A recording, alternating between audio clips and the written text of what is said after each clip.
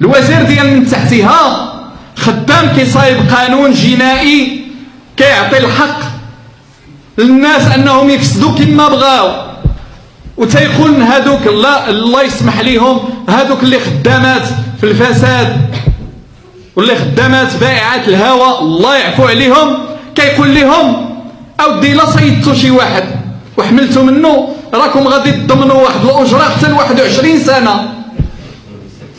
هل بهذا المنطق غادي نحاربوا الفساد في البلاد؟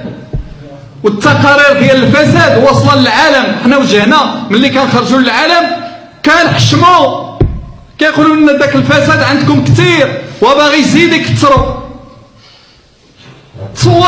تصوروا فين وصلنا.